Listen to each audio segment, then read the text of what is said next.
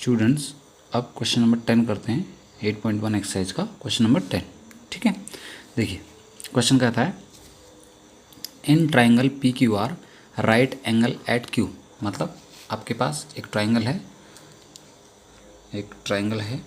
ठीक है, जिसका राइट एंगल, जिस ट्राइंगल का राइट एंगल क्यू पे है। ठीक है, तो ये हमारा क्यू हो जाएगा। बाकी पी और आर आप किसी को भी कंसिडर कर सकते हैं। ठीक है, तो मैं कंसिडर करता हूँ ये पी है और ये आर है।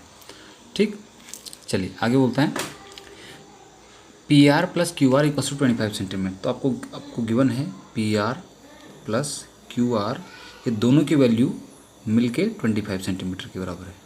ठीक है, और कुछ और भी गिवन है P Q equals to 5 centimetre, और साथ में आपको ये गिवन है कि पी क्यू जो है उसकी वैल्यू है 5 सेंटीमीटर के बराबर।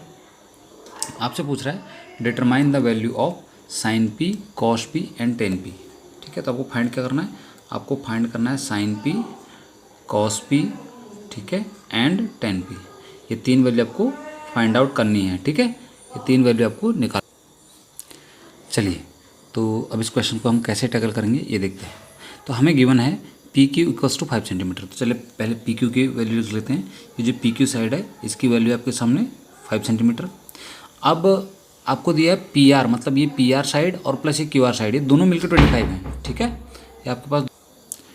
तो अब ये दोनों की वैल्यू हमको मिलकर 25 दी है। अब कैसे हम इसको सॉल्व करेंगे, तो एक काम करते हैं, हम किसी एक साइड को, ठीक है, हम x मान लेते हैं। मान लो कि आप ये इस पी आर साइड को x मान लिया, या फिर आप क्यू आर को भी x मान सकते हैं, इससे कोई दिक्कत नहीं है।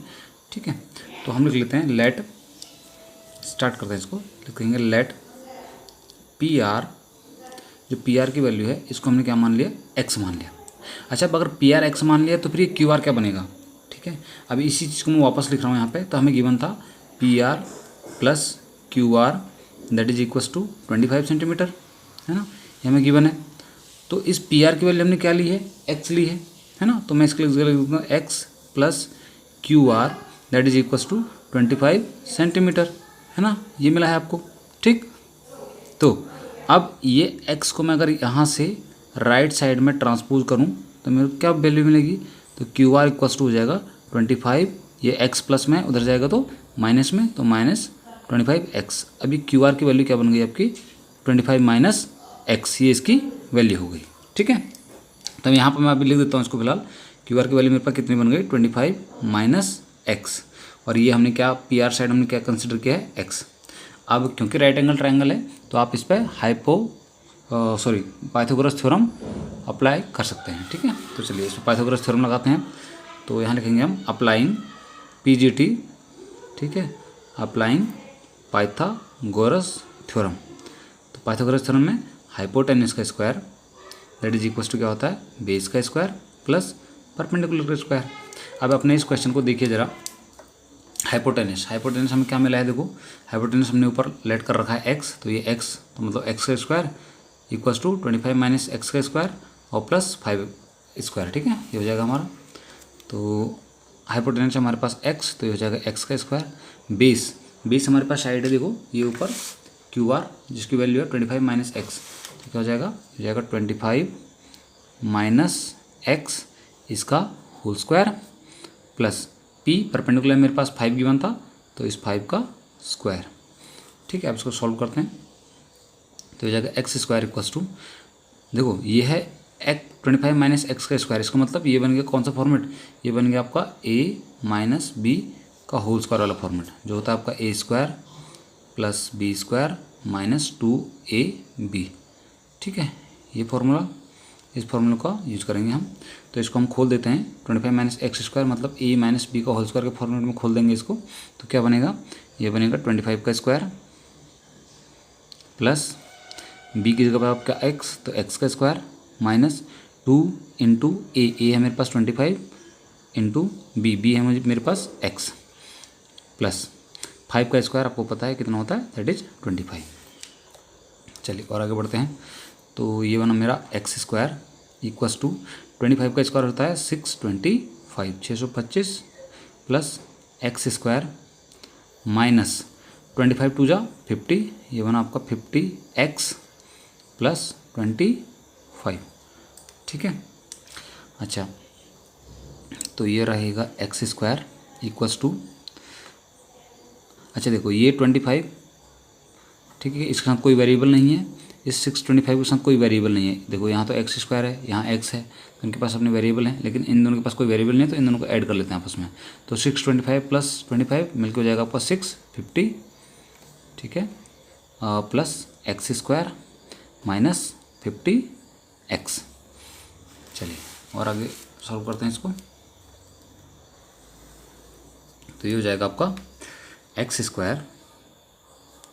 अच्छा अब देखो ये जो एक्स स्क्वायर है, इस एक्स स्क्वायर को मैं यहाँ से ट्रांसपोज कर रहा हूँ लेफ्ट साइड में, तो प्लस का एक्स स्क्वायर है, इधर आएगा तो माइनस का बन जाएगा। तो देखिए एक्स स्क्वायर एक तो पहले से था हमारे पास, दूसरा हम एक्स स्क्वायर जो लाए वो माइनस में आ जाएगा। तो x square minus x square equals to, ये आपके पास 650 माइनस 50 एक्स। तो देखो एक प्लस का है, एक एक्स स्क्वायर प्लस का है, एक एक्स स्क्वायर माइनस का है, तो दोनों आपस में क्या हो गए, कैंसिल आउट हो गए। इधर क्या बचा, 0, that is equals to 650 minus 50 x. इस 650 को मैं फिर ट्रांसपोज कर रहा हूँ लेफ्ट साइड में, तो ये माइनस में आ जाएगा, माइनस का 650 इक्वल्स टू, उधर बचा आपके पास माइनस का 50 एक्स।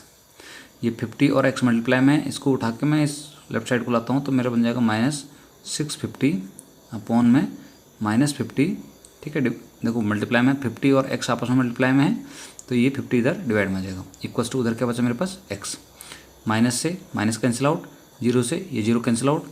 5 की टेबल में, इस 5 की टेबल से मैं 65 को कट करूँगा तो ये जाता है 13 टाइम, है ना। तो इसका मतलब x की जो वैल्यू आई है मेरे पास वो आ गई कितनी, 13, ठीक है। अब ज़रा अपने वापस से ट्रायंगल की तरफ चलते हैं। तो देखिए ये जो हमने x कंसिडर किया था, अब इसकी वैल्यू कितनी आ गई है हमारे पास, इसकी वैल्यू आ गई है हमारे पास 13। तो फिर ये QR साइड कितनी होगी, अब ज़रा सोचिए। देखो ये है आपका 25 माइनस एक्स, तो 25 माइनस एक्स, एक्स की वैल्यू क्या आई है, देखो ये 13 है एक्स की वैल्यू, तो 25 में से 13 माइनस हो जाएगा, तो हमारे पास बचेगा 12, ठीक है। अब आपके पास तीनों की तीनों साइड हैं, देखो जो राइट एंगल है इसकी अपोजिट साइड हाइपोटेनस वो 13 है, ये जो नीचे बेस दिया है आपका QR ये आपका 12 है, और ये जो आपका PQ साइड जिसको हम परपेंडिकुलर बोल सकते हैं अभी फिलहाल, तो ये साइड है हमारे पास 5। अब आते हैं क्वेश्चन पर कि हमें क्वेश्चन क्या फाइंड आउट करना है। तो हमें फाइंड आउट करना था sin P, cos P and tan P, ये तीनों की वैल्यू अलग अलग निकालनी है आपको। तो चलिए यही निकालते हैं। तो सबसे पहले हम फाइंड आउट करते हैं sin P, इसका मतलब साइन, और वो भी आपको निकालना है एंगल P पे। अब जरा ध्यान से इस एंगल की बात कर रहे हैं, अब ध्यान रखना।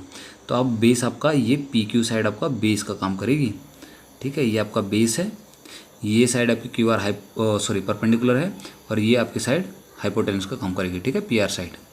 तो हमारे पास साइन का फॉर्मूला क्या होता है, साइन का फॉर्मूला होता है हमारे पास परपेंडिकुलर अपॉन हाइपोटेन्यूस। अब परपेंडिकुलर कितना है आपके क्वेश्चन में, तो देखिए परपेंडिकुलर क्या है आपके पास, ये तो बेस का काम करेगा, है ना। तो परपेंडिकुलर क्या है आपके पास, ये है 12, जो आपकी 12 आई है, तो ये अगर 12 अपॉन हाइपोटेनस आपके पास कितना है, हाइपोटेनस तो हमने निकाला था, तो वो है हमारा 13, तो ये जगह 13, ठीक है। ये आ गई साइन P की वैल्यू। अब निकालते हैं कॉस P। तो कॉस का फॉर्मूला क्या होता है हमारा, बेस अपॉन हाइपोटेनस, है ना। अच्छा अब बेस क्या बनेगा, तो देखो क्योंकि कॉस P पे बात कर रहा है, कॉस P पे निकालना है हमने, तो ये भी P इसी एंगल की बात कर रहा है। तो बेस हमारा अब क्या है, ये PQ साइड हमारी बेस है, और हाइपोटेनस आपका 13, ठीक है। तो ये हो जाएगा बेस हमारे पास है 5 अपॉन में हाइपोटेनस हमारे पास 13, ठीक है। और अब लास्ट निकालते हैं tan थीटा, tan P। तो tan P का क्या होता है, परपेंडिकुलर अपॉन बेस, ठीक है, इक्वल्स टू, परपेंडिकुलर बेस क्या है आपके पास, देखो ये साइड आपकी PQ, ये आपका बेस है 5, और परपेंडिकुलर